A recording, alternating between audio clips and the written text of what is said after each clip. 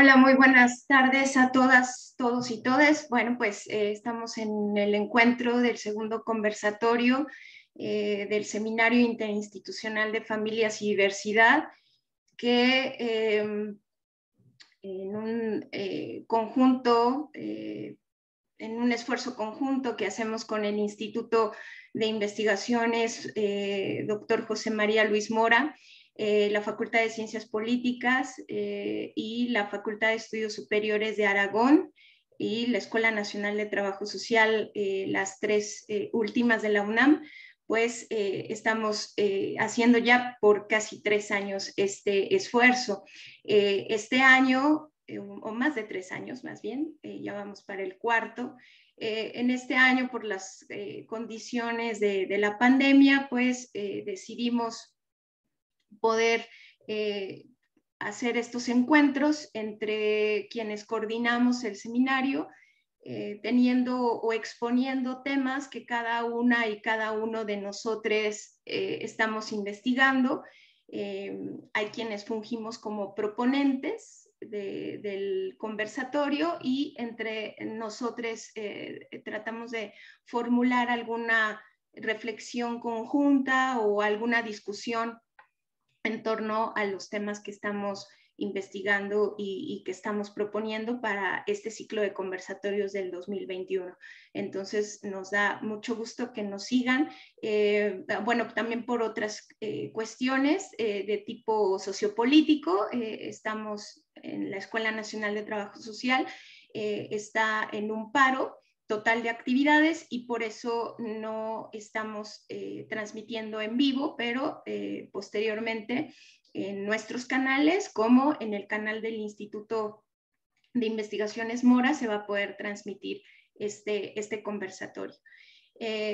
Bueno, hoy yo soy la proponente de esta sesión, le doy la bienvenida, voy a cambiar la vista de galería, ahí estamos. Le doy la bienvenida a mis compañeras y compañeros del Seminario Interinstitucional, la maestra Tania Meléndez. Hola, Tania. También le doy la bienvenida a la doctora Luz María Galindo. Hola, Luz, gracias. Y al doctor Edgar Iván Zazueta Luzanilla. Gracias, Edgar. Muy bien, pues estamos en este encuentro y como les decía, a mí me toca ser la proponente de este día, con un tema pues que incluso, bueno, les puedo compartir porque creo que es importante compartir luego a veces este tipo de anécdotas. Cuando propuse el tema, al principio de que estábamos organizando esto, alguien de mis compañeros me dijo, está muy dramático el tema, ¿no? O sea, suena muy dramático. Pero realmente cuando analizamos los casos, finalmente lo que les voy a presentar hoy es un estudio de caso, de diversos casos, un estudio comparativo de casos a nivel Latinoamérica y Estados Unidos. Realmente cuando uno revisa los testimonios, son cosas muy crudas las que están pasando, las que todavía no dejan de pasar en algunas partes del mundo y las que han pasado durante este periodo de tiempo del contexto pandémico que tenemos en el mundo por esta pandemia, por el virus SARS-CoV-2 y que provoca la enfermedad conocida como COVID-19. En ese sentido, y también no quisiera dejar pasar que me gustaría dedicar esta sesión en lo particular, desde a vos a título personal. Esta investigación la inicié por un caso cercano de trabajo que conocí con una familia en particular del pueblo de San Gregorio Aclapulco, Xochimilco, y ahí empecé a tener la inquietud por rastrear y analizar estos casos que se estaban presentando en diferentes partes del mundo. Como bien se ha dicho, al principio se empezó a decir que el virus era completamente democrático porque a todo mundo, a cualquier persona nos podía dar, nos podía atacar.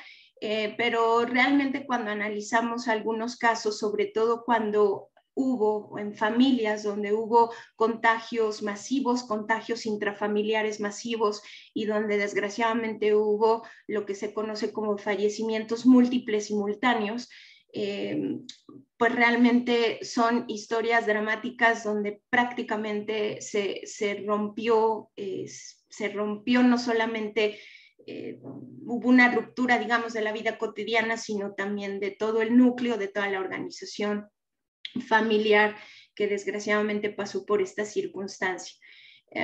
Y bueno, pues antes de empezar también, me gustaría compartirles que bueno,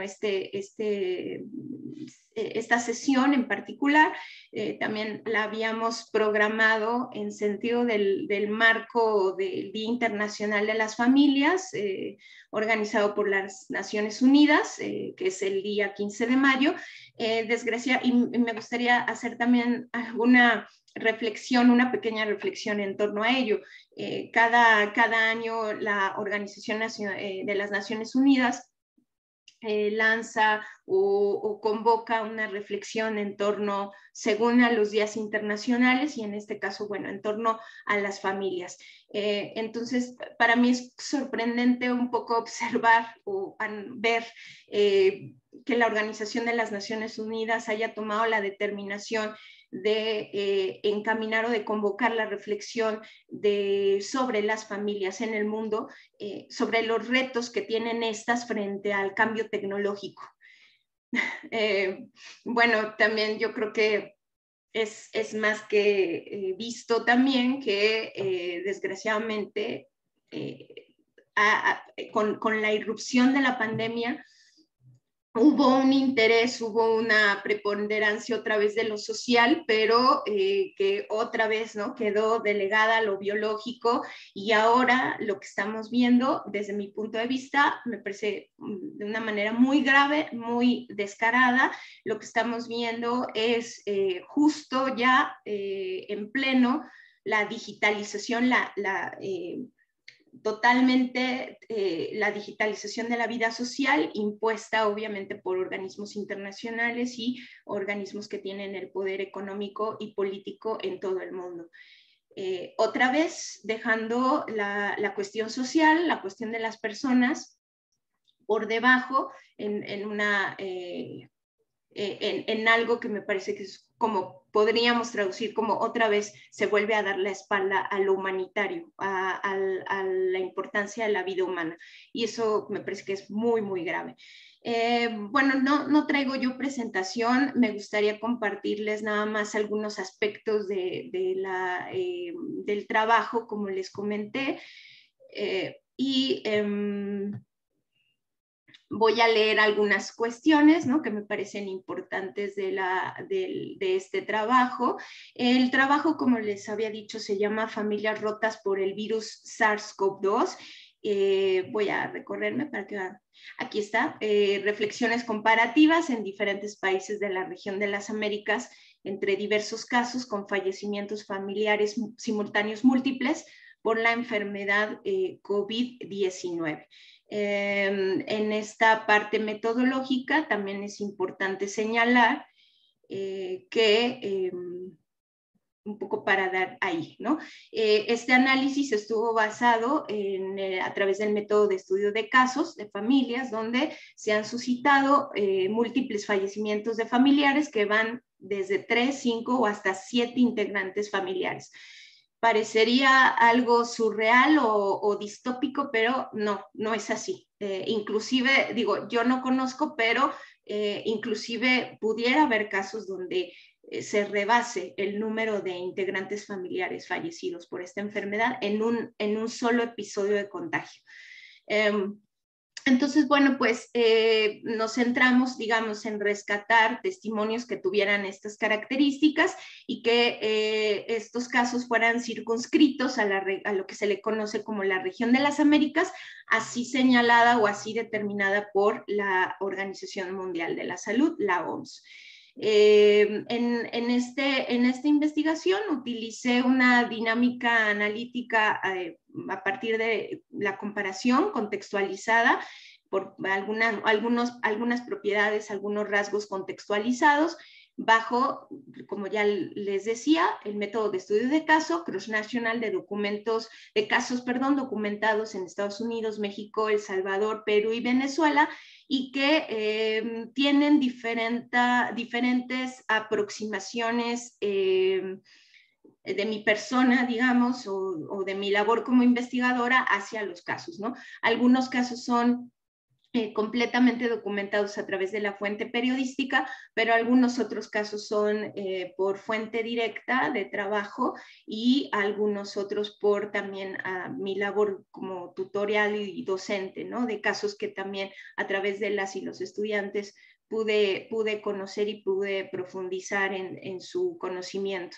Y bueno, cuando propongo esa dinámica analítica, bueno, tiene que ver con dos dimensiones, una dimensión horizontal, como ya les decía yo, ¿no? Con una variabilidad de la información, con fuente directa de información como trabajadora social, y la segunda a partir de fuentes indirectas de información. Y la dimensión vertical con algunos parámetros de análisis como la temporalidad, el lapso de tiempo, las llamadas olas de contagio, que en términos de temporalidad puede ser muy importante para centrar justamente o para ir contextualizando ciertas propiedades, rasgos de esos casos. Y bueno, estas propiedades las dividí también en dos dimensiones. Una, la de características de los países provenientes de los casos, sobre todo estas características muy ligadas al enfoque de derechos humanos en política pública, que tienen que ver con el componente de accesibilidad y asequibilidad, que desde mi punto de vista y dentro de los derechos humanos, derechos sociales particularmente, son de las dos propiedades que se tienen que cuidar más en el ejercicio ya pleno de lo que se conoce el ejercicio pleno de los derechos, ¿no? Acceso y asequibilidad como una cuestión fundamental para el acceso a derechos, pero no solo el acceso, sino el disfrute pleno de los mismos, ¿no? Obviamente hay otras propiedades, pero me centré mucho en esas dos para este estudio. Las tasas de cobertura de salud, que como ya muchos estudios y muchas investigaciones ya lo han determinado, estas cuestiones de cuántos médicos y médicas tenemos por 100,000 habitantes, cuántas camas, ¿no? Que es particular, bueno, para mí fue particularmente un hallazgo, no había sido algo que digamos, en lo que me centrara dentro de mi experiencia como investigadora, no en salud, ¿no? Quizá en otros derechos sociales sí, pero no en salud. Y bueno, la verdad es que es sorprendente ver que hay un patrón muy parecido en los países, ¿no? Sobre esas tasas de cobertura de salud, y donde pudiéramos también un poco apuntalar el supuesto de que hay un patrón parecido de desmantelamiento de los servicios de salud en los estados, ¿no? Y que esta pandemia obviamente vino a exhibir. Ya se hablaba un poco de la mercantilización del derecho a la salud, se hablaba de los déficits que había en algunos indicadores sobre el acceso, disponibilidad, calidad, asequibilidad de los servicios de salud como derecho social, pero pues esta pandemia, sin previo aviso, como les digo, vino a exhibir no solamente las deficiencias, sino justo las historias, o sea, digamos, esto tuvo costos humanos, costos familiares. Hoy en día lo podemos ver en un país como la India. Hace meses también se vivió mucha esa cuestión en el Brasil, ¿no? Pero es observar que gente muere en los pasillos o que incluso muere afuera de los hospitales, de las calles, porque no hay camas, no hay equipamiento y tampoco hay recurso humano quien pueda atenderlo.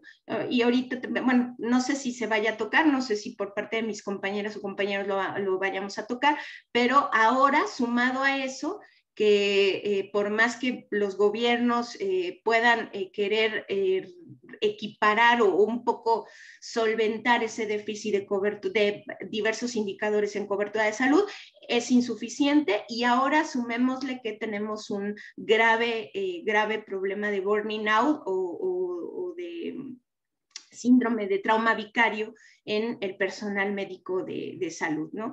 De desgaste emocional, vamos a decir así, desgaste físico, laboral y emocional del personal de salud, de diferente personal de salud. También tomé algunos índices de positividad, como la transmisión de contagio, los índices de mortalidad y algunas medidas de mitigación.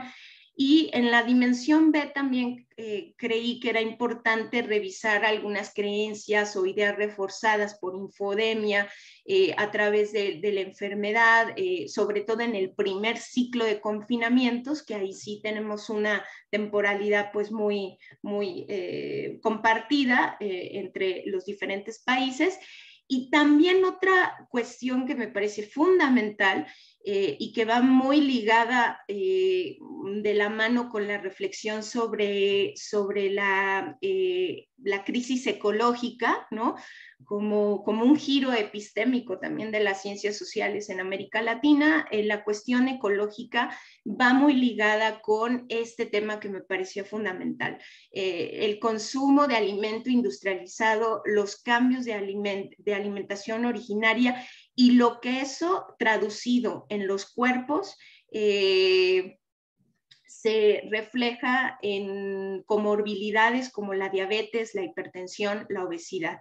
Estamos hablando que ya no es solamente que tengamos un integrante de una familia con este problema, estamos hablando de familias completas, de manera intergeneracional, es decir, donde desde el abuelo hasta la nieta o los nietos o los bisnietos inclusive pueden tener índices o pueden tener diabetes, pueden tener hipertensión o por lo menos los antecedentes, y todas y todos pueden compartir una obesidad. Entonces, esto es muy preocupante, pero quisiera como también retomar lo que hace algunos meses, no, bueno, hace un año ya prácticamente en un conversatorio que hicimos también con el seminario. Esto no fue de la noche a la mañana, esto tuvo un proceso gradual, histórico, de cómo se fueron cambiando nuestros hábitos alimenticios y sobre todo la reflexión de qué es lo que comemos. Y ahí es donde también se inserta mucho la reflexión sobre la crisis ecológica y el cambio climático.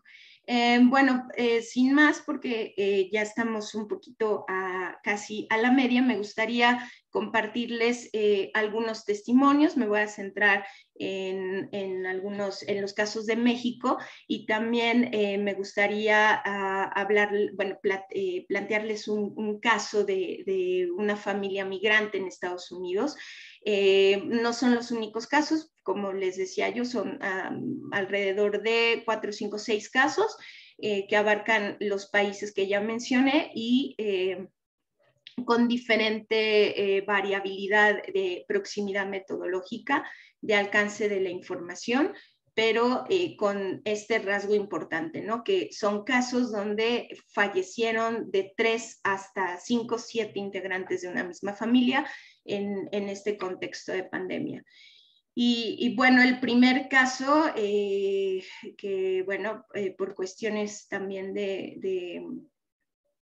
no me gustaría nombrar, conozco bien el caso y conozco muy bien la situación. En un trabajo académico atendiendo a la ley de protección de datos personales, no es a menos de que sea autorizado o que pidamos que esté la autorización, pues dar a conocer los apellidos o los nombres.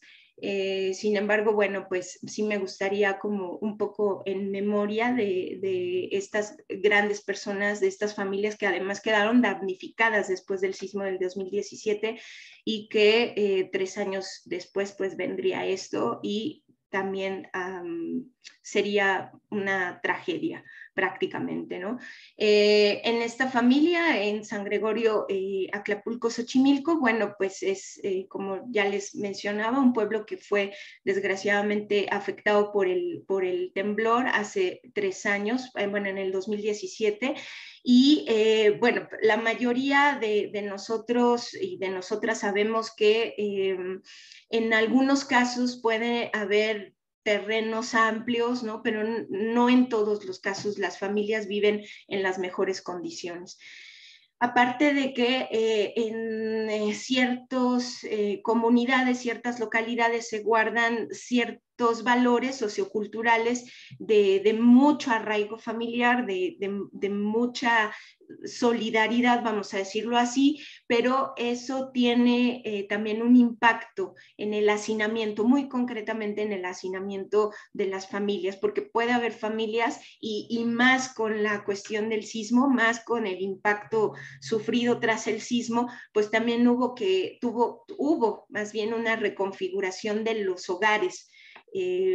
Con mucha solidaridad, por supuesto, pero hubo familias que tuvieron que aguardar a hijos que ya no vivían con ellos, hijos que ya tenían familia o hijas que ya tenían familia, y bueno, eso implicó también un hacinamiento complicado.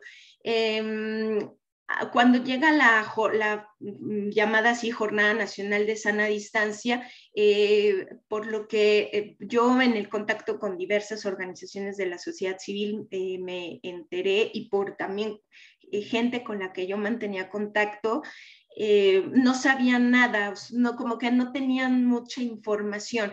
Esta jornada de sana distancia se dio a partir del 23 de marzo, sin embargo, en las escuelas se empezó a dejar de ir antes, y particularmente una vecina del pueblo me decía que sí, que a mitad de semana ya les habían dicho que ya no podían llevar a los niños a la escuela, que ya no los llevaran, pero no tenían más información.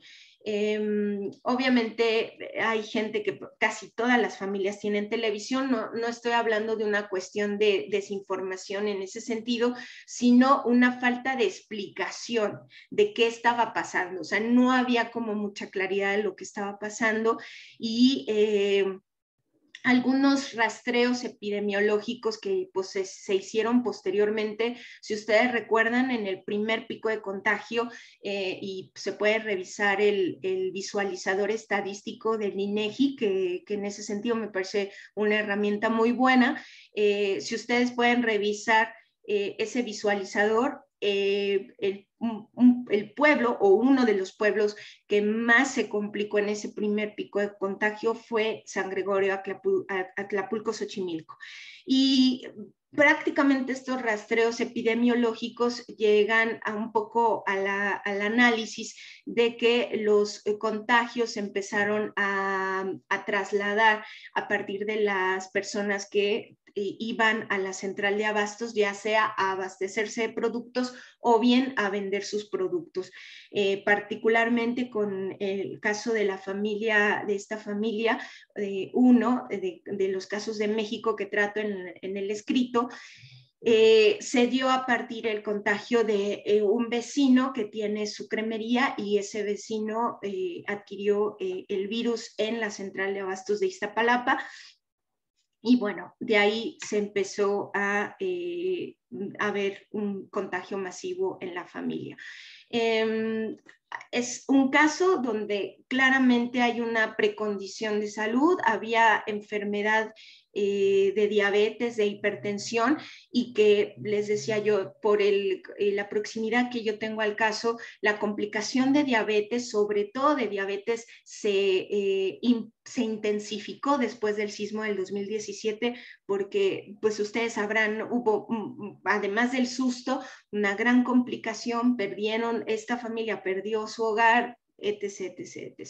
Entonces, hubo una complicación ya de la cronicidad de enfermedades, de estas comorbilidades preexistentes, y bueno, no eran las mejores condiciones ni sanitarias, ni físicas, ni biológicas, por supuesto, en las que los dos integrantes, los jefes, digamos, del hogar, tenían en esos momentos. Y bueno, en esta familia falleció la abuela, el abuelo, un yerno, una nuera y un hijo. Todos en un lapso de tiempo de alrededor una semana de diferencia.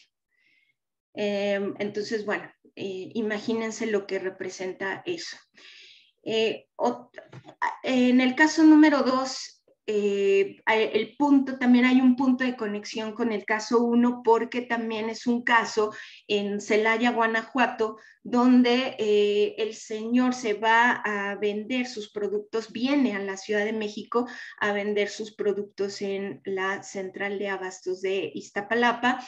Incluso, bueno, aquí se comparte por una de sus hijas que ellas sabían de lo que estaba suscitándose en la Ciudad de México, al darse, digo entre comillas, el primer caso, porque ya también hay indicios y hay estudios de que este virus andaba ya circulando previamente a que China lo diera a conocer. Eso quiere decir que había ya casos que se empezaron a dar en todo el mundo, y por eso digo, bueno, ¿no? El primer caso en México, que se dio el 27 o 28 de febrero, por ahí.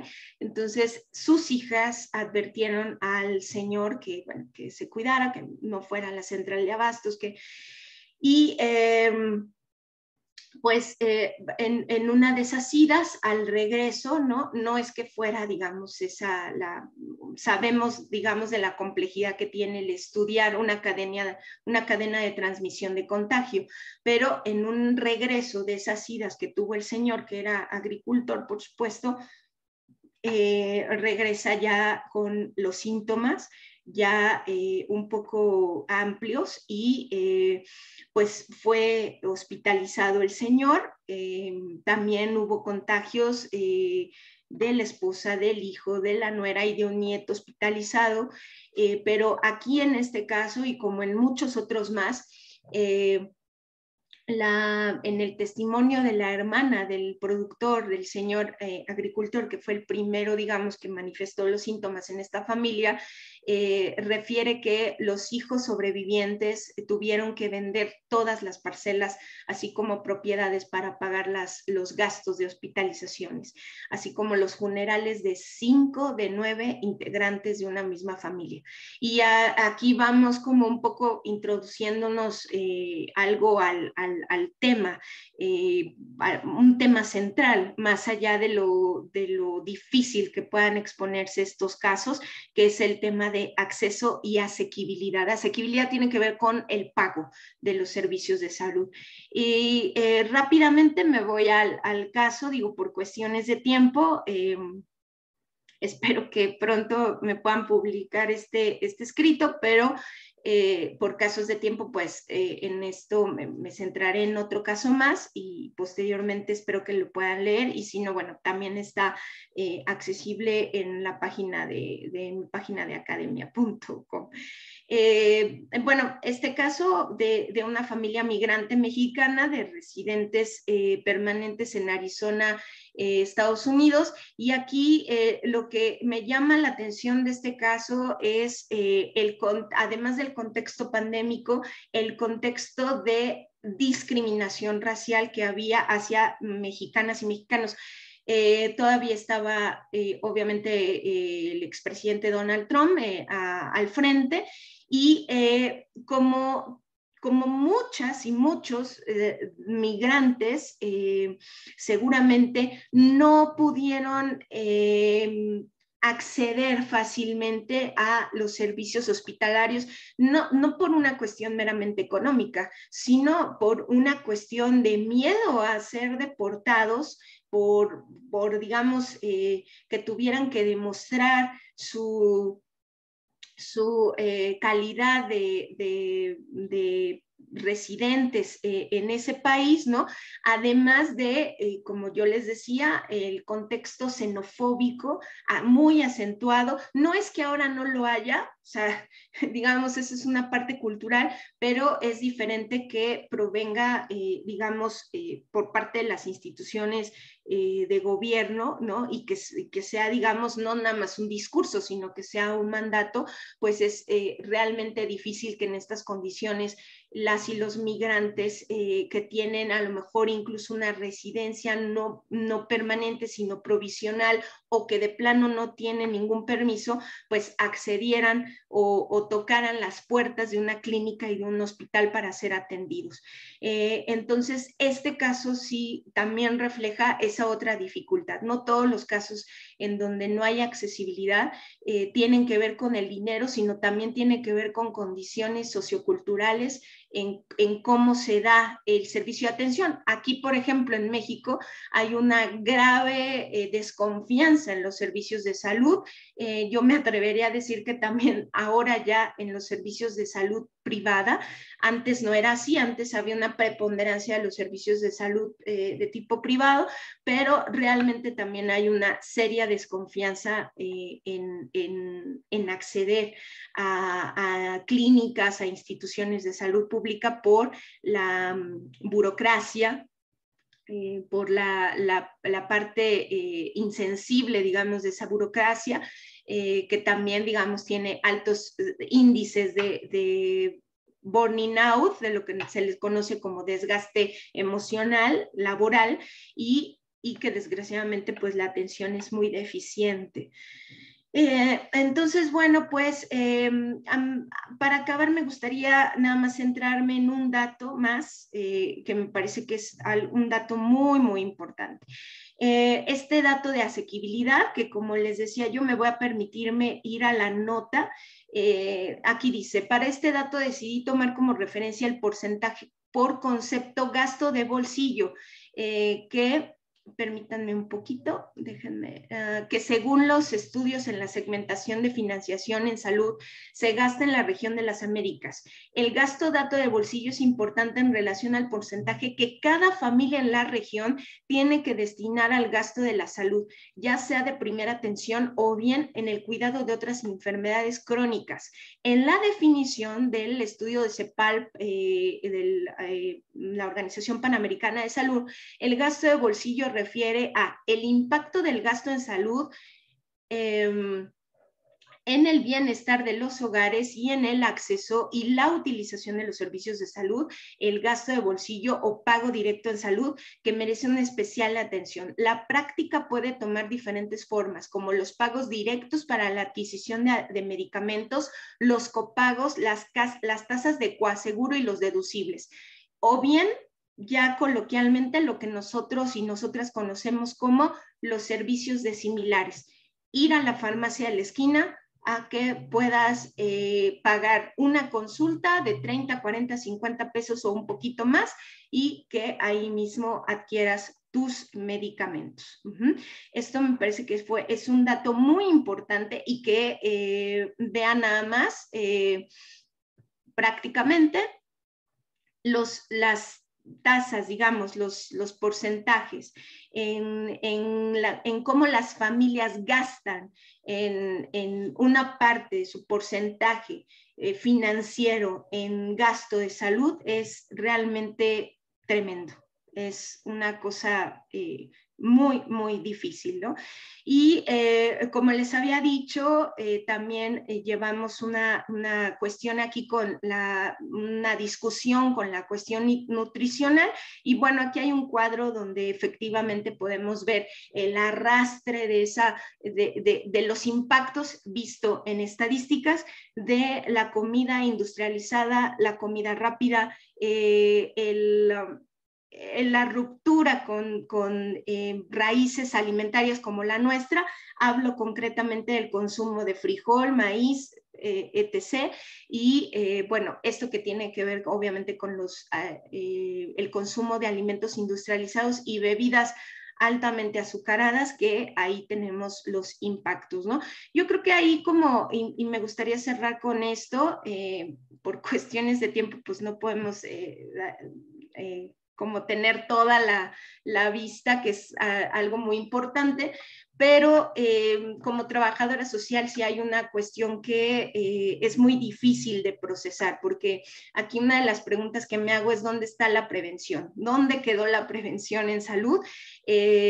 No prevenimos con cartelitos, no se puede prevenir con trípticos, ni tampoco con periódicos murales a la entrada de las clínicas, y efectivamente, si la cuestión de la prevención en salud nos implica o nos demanda un posicionamiento, no solamente político, sino un posicionamiento sobre las empresas que venden comida, que venden este tipo de, que ni siquiera es comida, pero bueno, es este tipo de cosas que nos afectan y que nos van a llevar a estos estados de salud. Y por otra parte, un posicionamiento a quienes quieren mercantilizar la vida social y particularmente el acceso a servicios de salud fundamentales para la vida humana. Entonces, bueno, perdón por extenderme, compañeras y compañeros, y bueno, pues ahí quedaría mi reflexión. No sé qué piensen ustedes. Yo, dentro de la batería de preguntas, pues me gustaría igual y que pudiéramos ver dos, ¿no?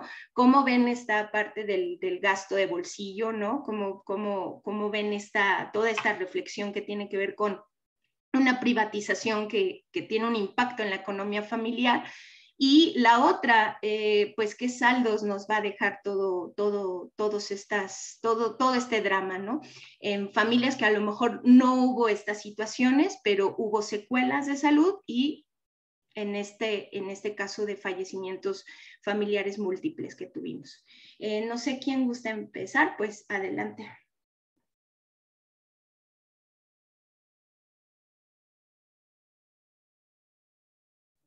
Pues yo empiezo. Sí, voy a ser muy breve porque tenemos 23 minutos. Entonces, quisiera tocar dos puntos. Primero, vinculándolo con nuestro conversatorio anterior y haciendo énfasis en lo que nos interesa y que nos has mostrado ahora, Andrea, que es la diversidad familiar, ¿no? Esta pluralidad de familias que nos has mostrado ahora, y específicamente a mí me parece que la salud, no solo me parece, está vinculada directamente con los cuidados y los autocuidados, ¿no? Entonces, particularmente en el tema, me llaman mucho la atención desde que revisé el material, la asequibilidad, ¿no? Y la accesibilidad geográfica, porque, a ver, en lo que hemos abordado en el seminario, en las desigualdades de las familias, o sea, pues no es lo mismo vivir, si quieres vivir al norte que al sur, ¿no? Digo, y de la ciudad, no solo del país, ¿no? O sea, estamos en semáforo amarillo, y yo digo, semáforo amarillo, ¿qué implicará en Milpa Alta o en Benito Juárez, ¿no? O sea, entonces ya ahí pues tenemos diferentes aristas, y con lo que tú sumas, y a eso me refiero con la accesibilidad geográfica, además agregaría la movilidad, ¿no? La movilidad que tienen las familias, ¿no? Hacia dónde, quienes tuvieron que quedarse o pudieron quedarse en casa con esto que tú decías, del cambio tecnológico, la reflexión del cambio tecnológico. Ayer se presentó un estudio en Aguascalientes de las madres trabajadoras, ¿no? Y una pregunta que les hacían es que si pedían comida, ¿no? Y dicen, bueno, pues no podemos pedir comida. Claro, ¿quién pide comida, no? O sea, ¿quién? Entonces yo te diría, en términos de salud, no solo, o sea, vemos la parte familiar, y tú señalabas, pero además el personal médico. Yo te diría, no solo el personal médico está cansado, estamos cansadas todas, todos y todas las personas, ¿no? O sea, yo tengo un cansancio mental, que yo no sé, y a lo mejor soy una atrevida que daría una semana a todo mundo, ¿sabes? De descanso, o sea, de decir, a ver, vamos a descansar, vamos a parar o vamos a pensar de otra manera lo que ya hemos viniendo reflexionando, las jornadas laborales incansables. Entonces, a eso me lleva a un segundo punto, que es específicamente el gasto de bolsillo y la economía, ¿no? Y yo diría, nos estás mostrando, sí, la CEPAL y tú en tu estudio, la parte económica, pero también me gustaría poner sobre la mesa, ¿no? Y para seguir reflexionando, los costos no económicos, ¿no? O sea, ¿cuál es el costo de estar al pendiente de la salud de con quien vivo, o de mi salud Eso en términos monetarios, ¿cómo lo traslado? Entonces, ¿cómo hablamos del costo económico, pero difícilmente hablamos de este costo social, ¿no? Del costo social que va a tener un impacto, evidentemente, en lo económico y en las familias, ¿no? Entonces, que a mí es algo que me preocupa específicamente en el Sistema Nacional de Cuidados, por ejemplo, que se habla del costo económico y decimos sí, pero hay costos que no se están viendo, ¿no? Y entonces también le corresponde a Hacienda y digo, sí, ahí hay que cambiar el chip, lo que hemos reflexionado, hasta ahí me quedaría yo, ¿no? Sí, gracias, Luz. Pues sí, bien importante lo que señalas. Si les parece bien, seguimos en el compartir y después yo redondeo con algunas reflexiones también que me rebotan de sus participaciones. Entonces, pues, ¿quién guste?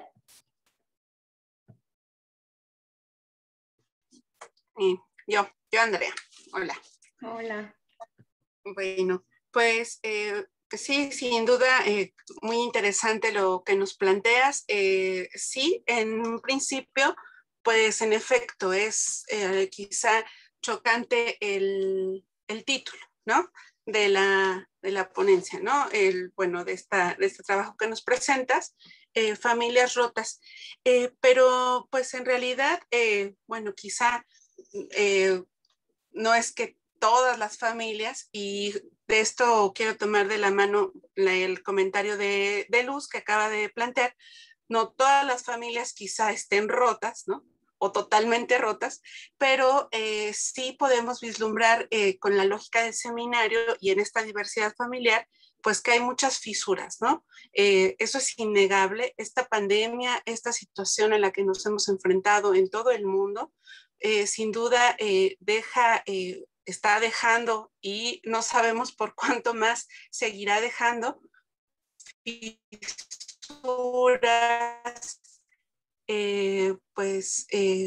cosas que van a ser muy difíciles de recomponer.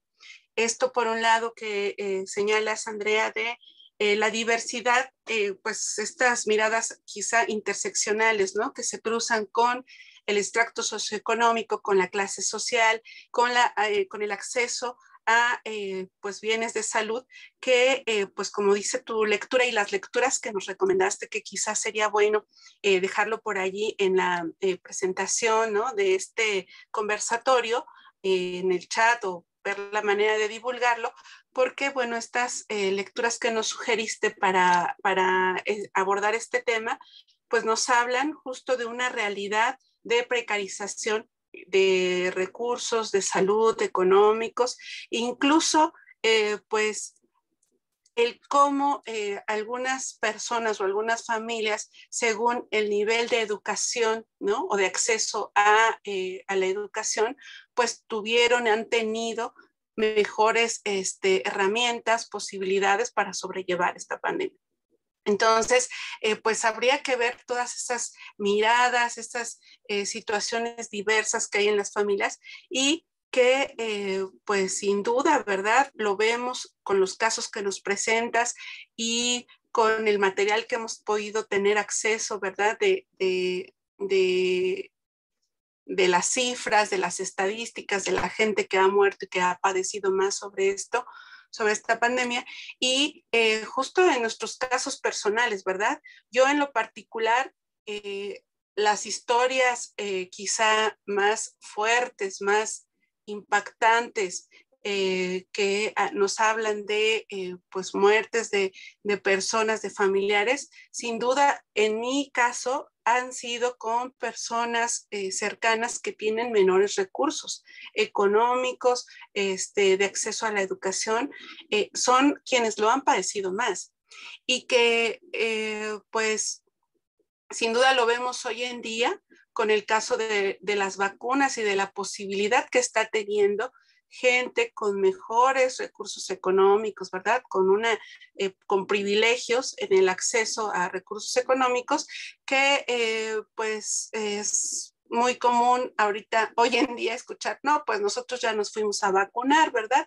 Ya nos fuimos toda la familia a Houston, ya nos fuimos a tal ciudad de Estados Unidos, y pues ya están libres, ¿no? O están liberados de ese tema, se sienten con más seguridad, ¿no? Entre comillas, pero tienen esa posibilidad, ¿verdad? Que pues la mayoría de nosotros y de nosotras en este país, pues bueno, estamos por turnos esperando nuestra posibilidad de llegar a esa vacuna, pues gente que tiene la posibilidad económica y los recursos suficientes, pues bueno, ya están liberados de ese tema.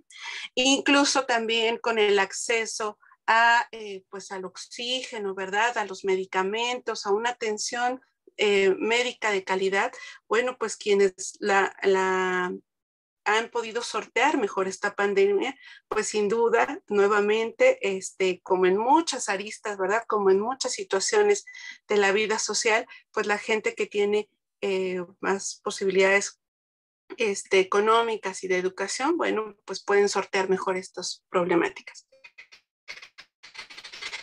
Entonces, bueno, pues son muchas reflexiones que sin duda podemos ir trabajando, podemos seguir observando, podemos seguir concluyendo, porque bueno, hasta que vemos, ¿verdad? Que hasta que no la mayoría de la población esté vacunada, es la única salida que tenemos pues para poder irnos pues recomponiendo, surciendo, ¿verdad? Estas fallas que ha dejado esta pandemia y que pues son muchos los retos que tenemos al respecto.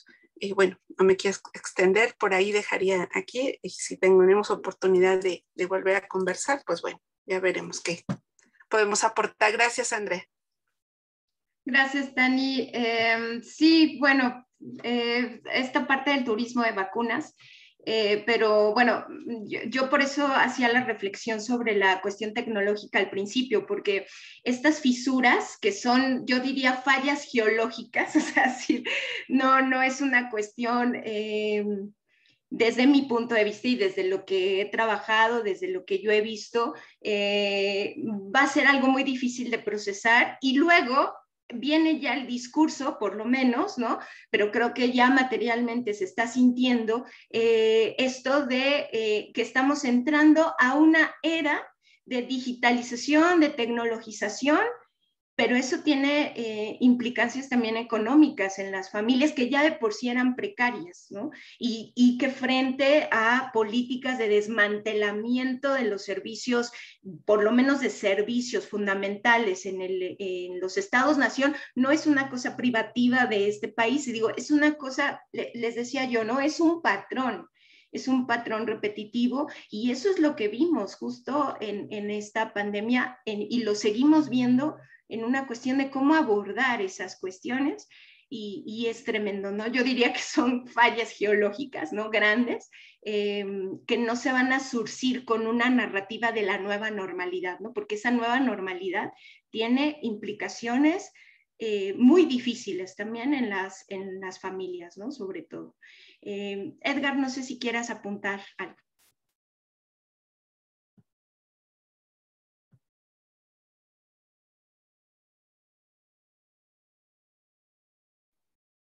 Tu audio creo que está apagado. ¿Está apagado?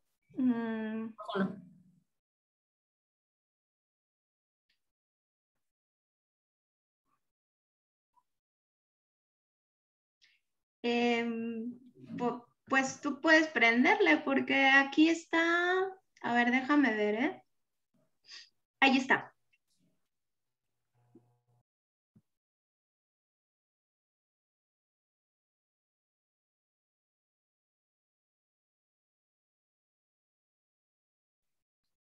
No se escucha, pero ya estás desactivado, eso sí, pero...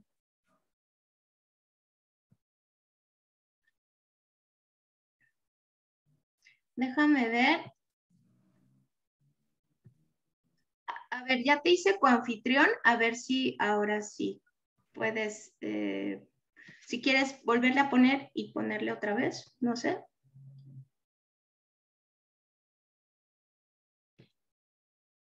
Y luego ya, si quieres activarlo otra vez.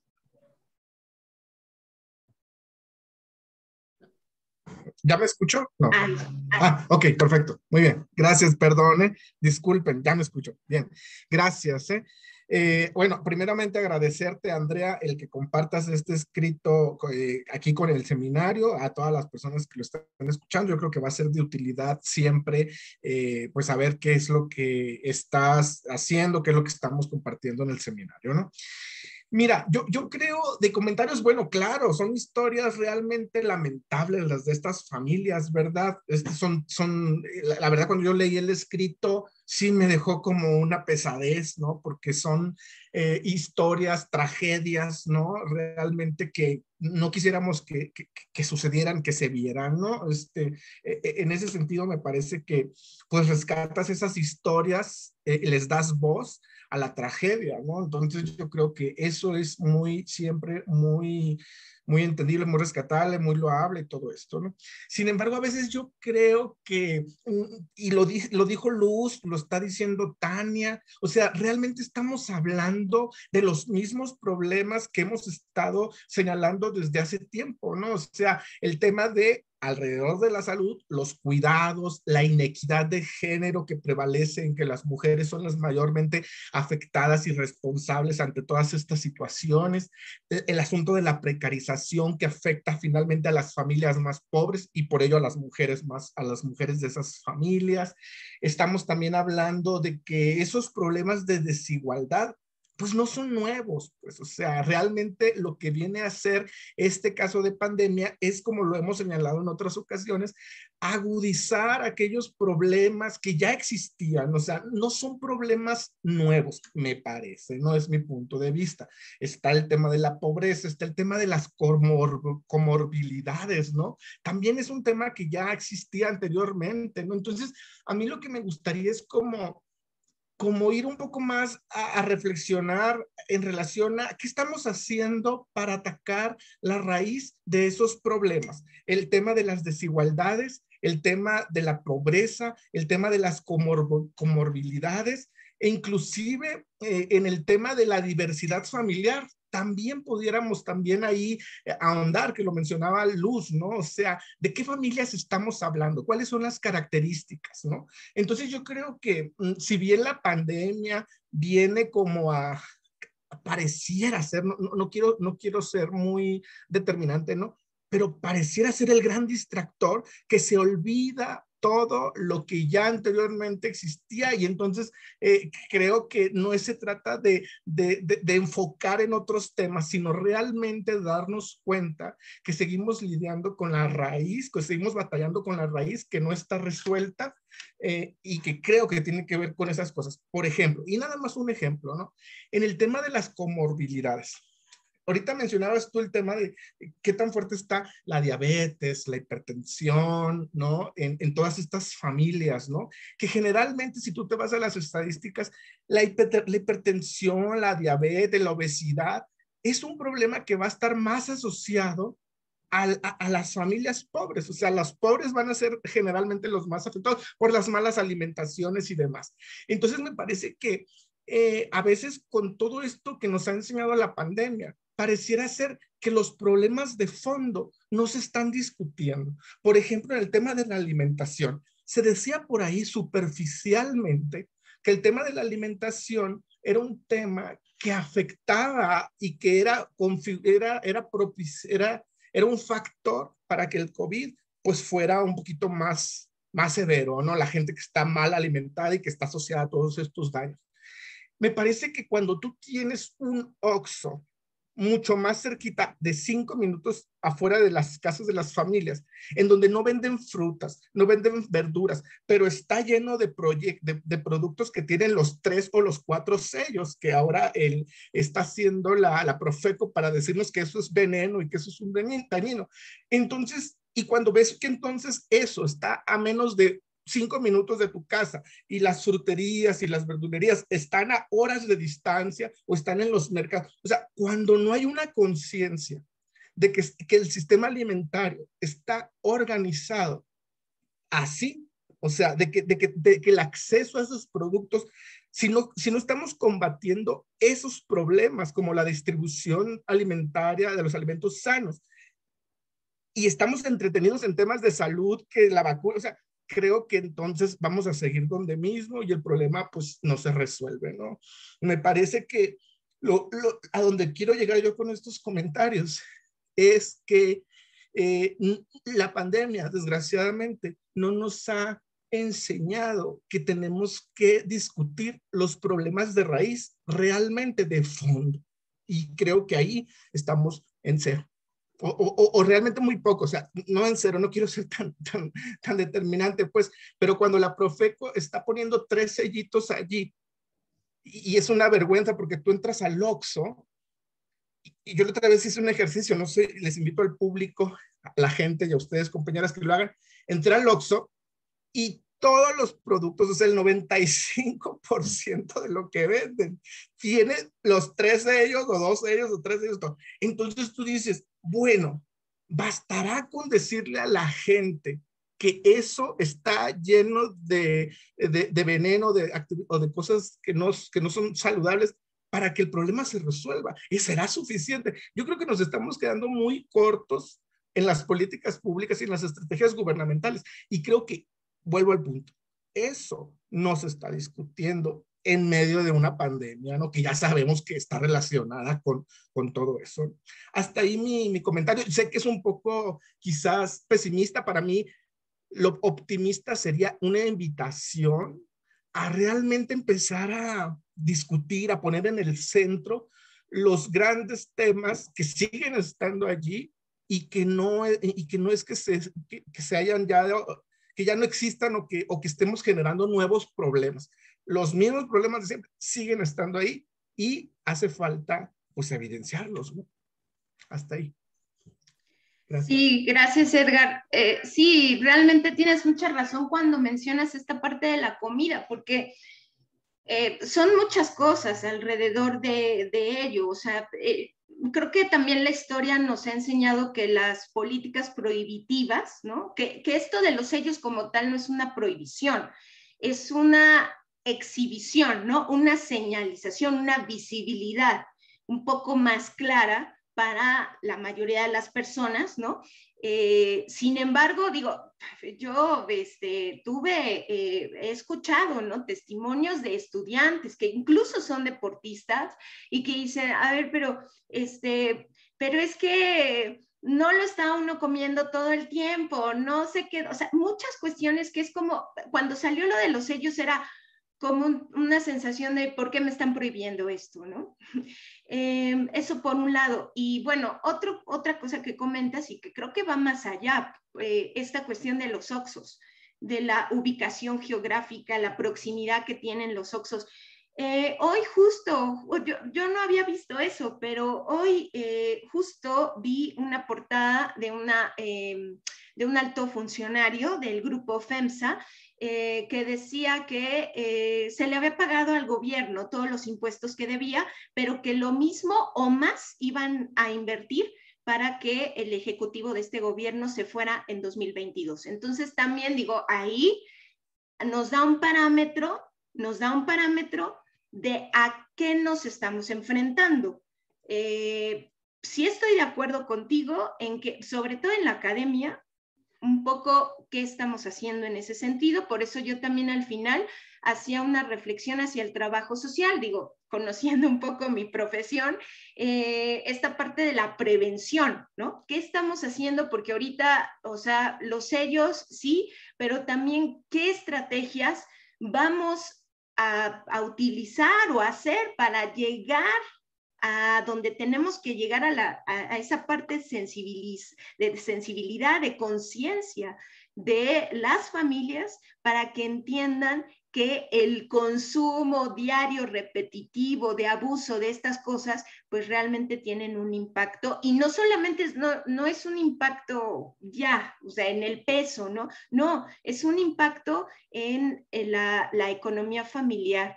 A eso me gustaría conectar lo que dijo Luz cuando decía, bueno, ¿y qué pasa con la cuestión? O sea, cómo esta cuestión económica se traduce en la cuestión social que a veces no vemos. Bueno, estimada, por ejemplo, este caso de los hijos que tuvieron que vender todas las hectáreas, ¿no? Ahí estamos hablando de despojo, de despojo patrimonial. O sea, lo que significa un episodio de salud con nula accesibilidad al sistema público, con poca capacidad de asequibilidad para cubrir los gastos que significa un gasto médico, como dice, ¿no? Gasto médico mayor, seguro de gastos médicos mayores, que efectivamente puede ser un privilegio para algunos, ¿no? Y que no es una cuestión que pueda ser accesible ni siquiera con un ahorro. Vaya, ahorita que también decía Edgar lo del Oxxo, es el seguro de gastos médicos mayores tampoco se está vendiendo en un Banco Azteca o en estas cosas como, a ver, de a pesito, ¿no? De a pesito, de a 2 pesitos, échele para que, no, pues por supuesto que no. Por supuesto que no, o sea, son privilegios que no deberían de ser privilegios y que desde el enfoque de salud, pues, bueno, del derecho humano a la salud, pues sí deberíamos de discutir fuertemente. Y sí, efectivamente, ¿qué estamos haciendo? Y yo nada más en ¿qué estamos haciendo? Pues nada más que sepamos a quiénes nos vamos a enfrentar, ¿no? Por supuesto. Ahí hay academia que se enfrenta, ahí hay una academia complaciente a estos grupos que han hecho estudios, que han avalado y que han, por supuesto, legitimado estas cuestiones. Un ejemplo, cuando se dio lo de los niños y las niñas, ¿no? La prohibición de comida chatarra en las escuelas primarias, ¿qué hubo ahí? Yo que sepa, desde la academia no hubo mucho, pero a ver, ustedes me dirán. Sí, Edgar y luego Luz. Sí, yo respecto con el tema de la salud, o sea, creo que es el paradigma, el sistema parece ser, el mensaje que el sistema en su estructura, en las circunstancias, parece ser que el mensaje que nos está mandando es que hoy en día el paradigma de la salud es el paradigma que nos ordena y que hay que seguir, ¿no? Entonces yo siento que la salud, como la seguridad o como otros paradigmas, pues no está solo y aislado ni de la economía, ni de otras, ni de la seguridad, ni de otros paradigmas, ¿no?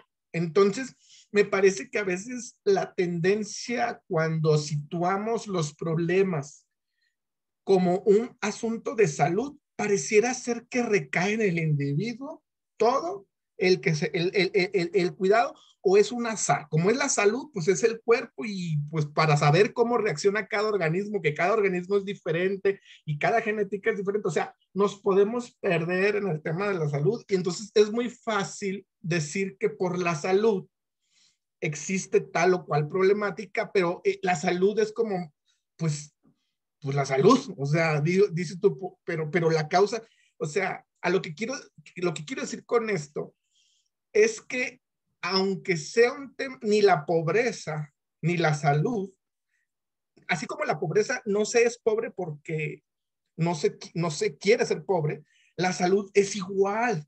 No necesariamente te enfermas porque no te cuidas. O sea, creo yo que echar la responsabilidad al individuo en un tema de salud me parece muy, digamos, muy atractivo, porque exime las responsabilidades que tienen todo el sistema de la salud. Y en este sentido quiero decir que la salud está conectada con la economía, está conectada con este ordenamiento del sistema alimentario, de cómo nos alimentamos.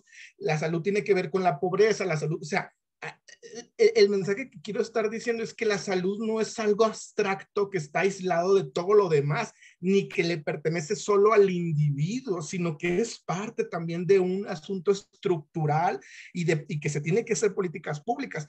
Yo he estado escuchando mucho ahora en la pandemia que, bueno, si te enfermaste es porque tú tienes la culpa de que no te cuidaste. No es un asunto individual que recae en culpas personales, es un asunto estructural. Entonces hay que entenderlo también, el tema de la salud, como algo así estructural, porque si se lo echamos todo al individuo, pues nos va a tocar igual que con la pobreza, ¿no? Que la pobreza se entiende que es culpa de la persona. En fin, ese era mi comentario. Sí, Luz. Sí, yo creo, retomando lo que decía Tania, la interseccionalidad, ¿no?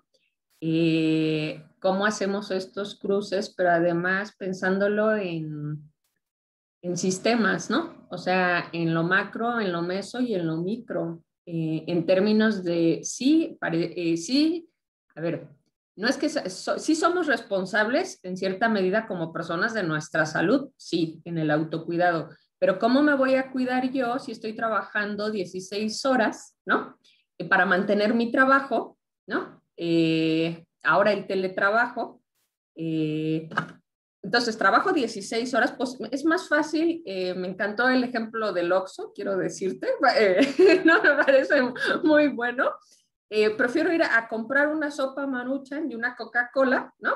A probablemente hervir arroz. ¿Por qué? Porque estoy tan entretenida y hay trabajos donde si no estoy tecleando, me llaman inmediatamente y el arroz ya se me quemó, ¿no? O sea, entonces, efectivamente, ¿cómo estamos? Yo te no solo nos corresponde como individuos, sí, pero hasta dónde están estos mecanismos, ¿no? Del Estado. Y entonces yo digo, ¿dónde está el Estado? ¿Dónde estamos la academia que estamos exigiéndole al Estado? Yo creo que la academia está desapareciendo, ¿sí? Porque quienes estamos haciendo investigación, como ustedes saben, varias de nosotras hacemos investigación por nuestra cuenta, ¿no? Entonces, yo voy tocando, este es un espacio y vamos tocando puertas para ir mostrando, compartiendo lo que vamos generando. De eso a que alguien me escuche o nos escuche en algún momento, o no, de decir lo que estamos ahora diciendo, me encantaría, si a mí el gobierno nos llama, yo creo que no solo yo, vamos, ¿no? Y decimos lo que pensamos con argumentos, además. Entonces, ¿cómo le hacemos? Yo creo que esto, Edgar, que estamos haciendo reflexionando unos minutos, a quien le llegue y que si le hace sentido, podemos seguir sumando y reflexionando, sí, desde qué hago yo, ¿no? Desde pararme. Yo les decía la vez pasada, ¿no? Ya recibimos sillas ergonómicas, yo no, ¿no? Y ya lo dice la Ley Federal del Trabajo. Y claro, yo lo voy diciendo, yo no he recibido. Ustedes creo que tampoco. Ah, pero ¿qué tal si mi dolor de espalda, no? O sea, y cuando tenga yo mi dolor de espalda, ¿sabes qué? Mi jefa me va a decir, pues resuélvelo, porque si no mandas lo que tienes que mandar, vas a perder tu trabajo. Entonces, pensando en esta interseccionalidad, ¿no? De todo, o sea, de arriba hacia abajo, de un lado al otro, tenemos, yo creo, un panorama muy complicado, ¿no? Y yo me atrevo a decir, y lo digo porque así lo vivo, en este país se ha incrementado la indigencia, ¿no? En el último año de pandemia. No tengo la cifra exacta, ¿no? ¿Por qué se ha incrementado? Bueno, porque los servicios se han disminuido, tenemos un alza de desempleo en el país, ¿no? O sea, ¿cómo voy a cuidar mi salud si no tengo empleo y qué comer, ¿no? Entonces, más bien, yo me quedo muy preocupada con esto que estamos hablando, ¿no? Eso sería todo, Andrea. Sí, realmente, o sea, cuando me metí a ver esto de las estadísticas de los gastos de bolsillo en salud en las familias, lo que dices, Luz, es algo muy recurrente, ¿no? O sea, bueno, tú nos pones un panorama ya, pues, digamos, ya de hablar de la exclusión social, la materialización de la exclusión social, que es la vida en calle, ¿no? La situación en calle. Pero realmente esto que dices tú de, bueno, si tengo para lo básico, es decir, tengo para comer, tengo para moverme hacia mi trabajo o hacia mi lugar de estudio, regresarme, ¿cómo voy a tener algo que ahorrar o algo que destinarle a la salud? Y se destina, ¿no? Y por eso, digamos, el gran negocio o el gran éxito del modelo de negocio de tener farmacias cercanas, ¿no? Al igual que los Oxxos, ¿no? Tener farmacias de similares, cercanas con servicios de orientación médica o con servicios de consulta, que finalmente pues también dieran cobertura a la amplia demanda de gente que aunque tenga, yo puedo decir, yo soy una de esas personas, aunque yo tengo servicio del Estado, el ir a la clínica que me toca, el trato, todo lo que ya sabemos, ¿no? Que significa ir a un servicio de salud del Estado. Yo la verdad, ¿qué es más rápido? ¿Qué es más eficiente para mí? Y donde no me tengo que desgastar con la burocracia, pues es con estas farmacias cercanas, ¿no? Eso es un razonamiento de muchas personas que tenemos, digamos, una condición socioeconómica de media baja, media alta. Y yo me atrevería a decir que somos, incluso en la academia, somos personas hasta cierto punto con ciertos privilegios, ¿no? En sentido de estas situaciones. Sin embargo, pues sí queda estas cuestiones que ya señalabas tú desde el anterior conversatorio, que son difíciles de procesar. En un entorno ahora de teletrabajo, ¿no? O como ustedes también lo han investigado desde la red de cuidados, desde hogares, entornos con una distribución de tareas domésticas, de labores domésticas, donde no hay distribución equitativa y donde pues prácticamente las mujeres también se tienen que dividir en 4, en 5, y bueno, ahí pues como pensar en el cuidado nutricional, ¿no? Hasta eso te lo venden, también te lo venden las grandes plataformas de servicio como Uber Eats, Rappi, ¿no? Donde te plasman ahí a la familia que todo está trabajando o estudiando, y entonces ¿qué hagan? Pidan comida rápida, se las llevan a su casa, ¿no? Entonces, bueno, pues ahí otra cuestión. Tania, ¿quisieras hacer alguna reflexión? Sí, no, nada más breve porque ya estamos en tiempo. Sí que retomando también el tema, ¿no?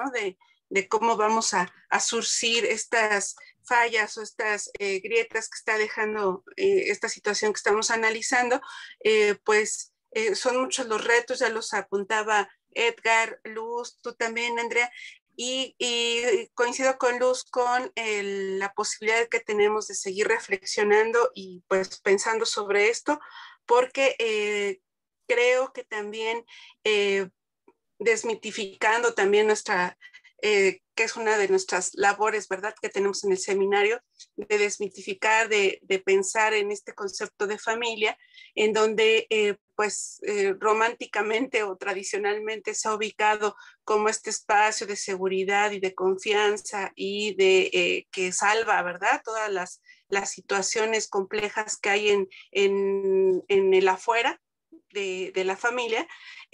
Pues justo también creo que también hay muchas relaciones que se han roto, no solamente por la enfermedad, por la muerte, sino por el desgaste, por esto por el desgaste, por el hastío, ¿verdad? De estar conviviendo todos y todas en un mismo espacio. Allí pues los que viven y las que viven solos y solas, bueno, pues el hastío será de otra manera, pero el hastío de las personas que cohabitamos o que convivimos con otras y con otros, pues también ha roto relaciones, ha puesto en muchos problemas, ¿no?, a las personas.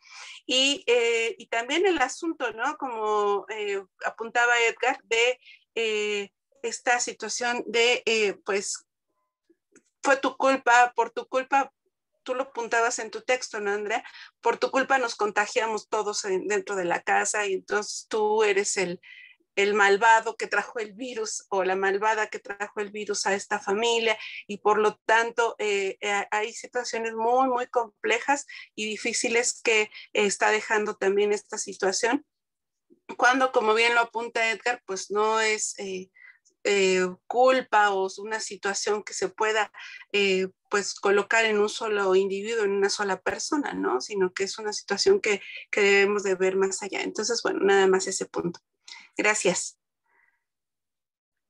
No, bueno, pues gracias a ustedes, y como bien decía Luz, bueno, pues ya estamos en tiempo. Espero que les haya gustado esta reflexión y bueno, esperemos que en los comentarios, ya sea del canal de cada uno de nosotros o del canal de YouTube del Instituto de Investigaciones Dr. José María Luis Mora, pues podamos ahí ver sus reflexiones, y nos veríamos el próximo 16 de junio con el tema que nos propone el doctor Edgar Iván Zazueta, que es las familias en la pobreza frente a la pandemia. Entonces, bueno, pues muchas gracias y hasta luego.